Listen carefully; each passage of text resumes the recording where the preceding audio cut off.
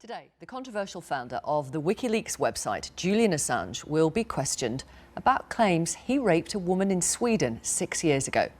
Mr. Assange denies the allegation. Mr. Assange has avoided this encounter up to now by hiding in the Ecuadorian embassy in London. If you have a look at those live pictures, you'll see that prosecutors have just arrived. There is the embassy in central London. Ecuador, you might remember, granted him safe haven there. Today, he'll be questioned by Ecuadorian and Swedish authorities. Since 2012, when he walked into the embassy, he's been fighting extradition from the UK to Sweden. He maintains that were he to go to Sweden, he could then be transferred to the United States and be put on trial for releasing secret US documents. Here's how his story's unfolded.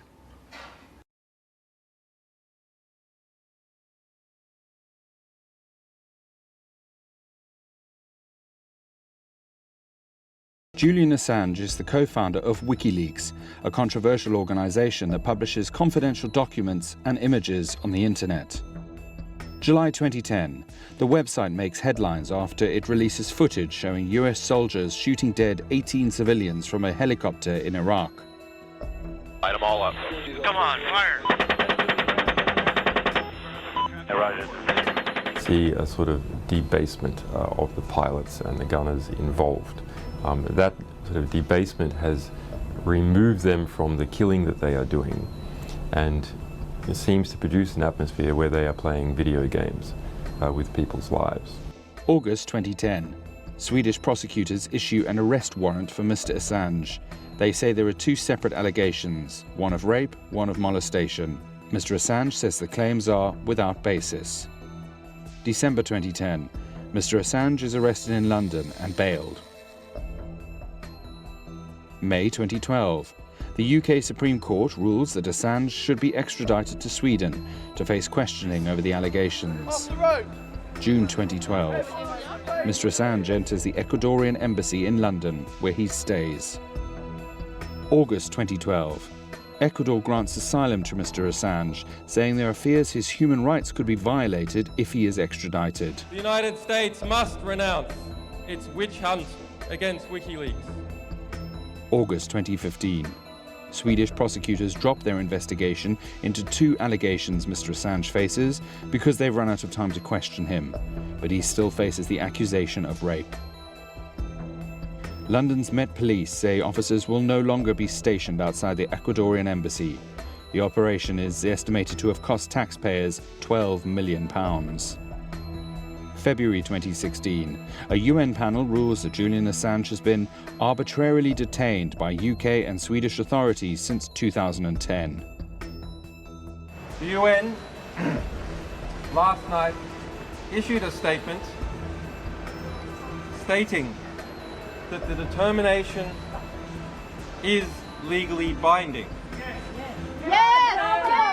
November 2016. Julian Assange faces questioning at Ecuador's embassy by Ecuadorian and Swedish authorities in relation to the sex assault charge. It's estimated the questioning will last around 2 to 3 days.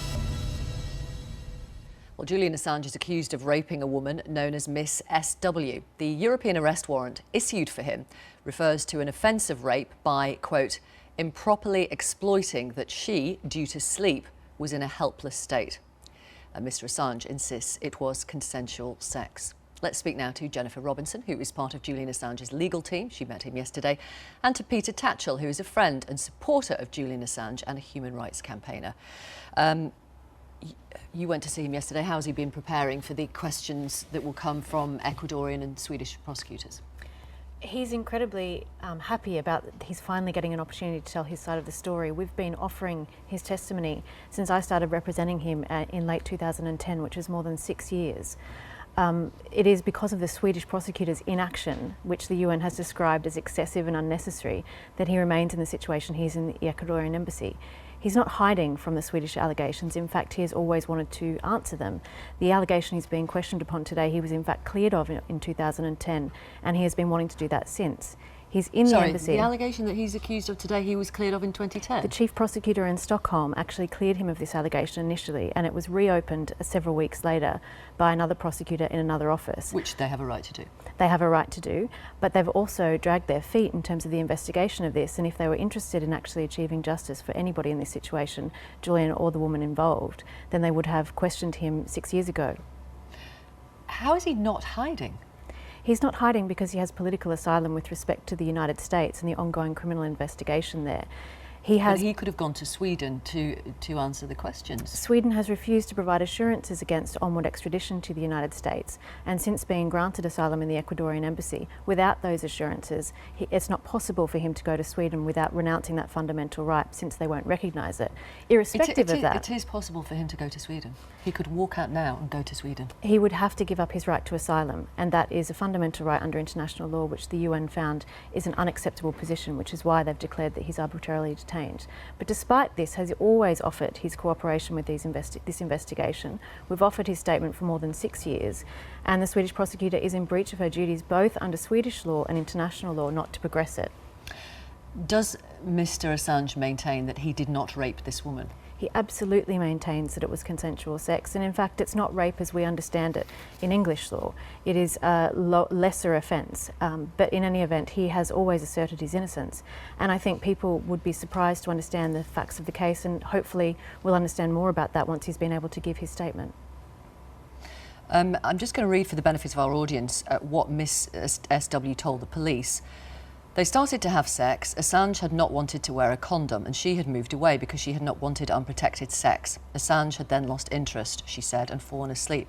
However, during the night, they had both woken up and had sex at least once when he agreed unwillingly to use a condom. Early the next morning, Miss W told police she'd gone to buy breakfast before getting back into bed and falling asleep beside him.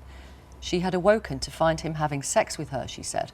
But when she asked whether he was wearing a condom, he said no.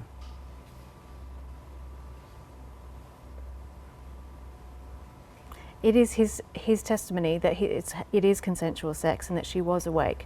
There is evidence on the police file that that is the case, and we'll see what happens when he's provided his testimony to that effect. Peter Tatchell, you support Julian Assange. How do you support a man who's accused of raping a woman?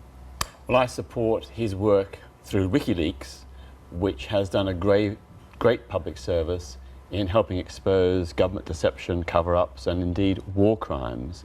And for that, Julian Assange and Wikileaks ought to be applauded.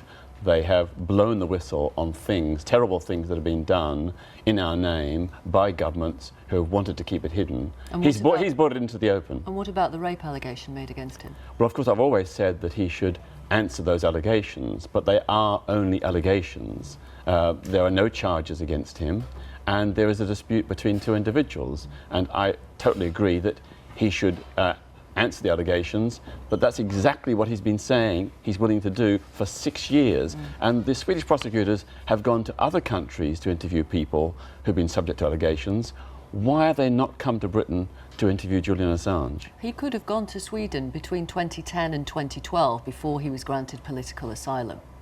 Well, that is true, but mindful of what happened to Chelsea Manning, who, when she blew the whistle, ended up in court and sentenced to 35 years in prison, of course he's very afraid that if he goes to Sweden, he could be extradited to the United States, where he could face a similar punishment or even worse. Even though no extradition request has ever been made by the United States? Well, there's no extradition treaty between Sweden and the US? Well, that is just, probably the US being quiet for the moment. We don't know what they would do in the future. What we do know is that neither the United Kingdom nor Sweden have given any guarantees that he will not be extradited to the United States. And if they were willing to say that, if they were willing to say, we guarantee he will not be extradited to the United States, maybe Julian Assange would adopt a different position. But in the absence of that guarantee, he is very wise and sensible to not go to Sweden, because he could end up 35 years in prison like Chelsea Manning for simply telling the truth. That's all he did. He's told the truth through Wikileaks about what the US government and others have done in our name. And these are often terrible human rights abuses. What happens after today? Well, we hope that the Swedish prosecutor will give impartial and objective consideration of his testimony and close the investigation, just as the chief prosecutor in Stockholm did back in 2010. But we'll have to wait to see what happens with that. So if they don't close it, you'll say they're not impartial? We believe that there isn't sufficient evidence for a case, that he has a full defence to this case, and the UN has found that the case is excessive and unnecessary and a complete disproportionate method to obtain testimony.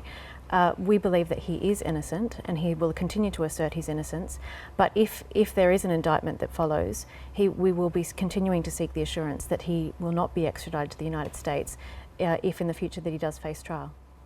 Thank you both very much. Thanks for coming on the programme. Thank you. We will make America great again.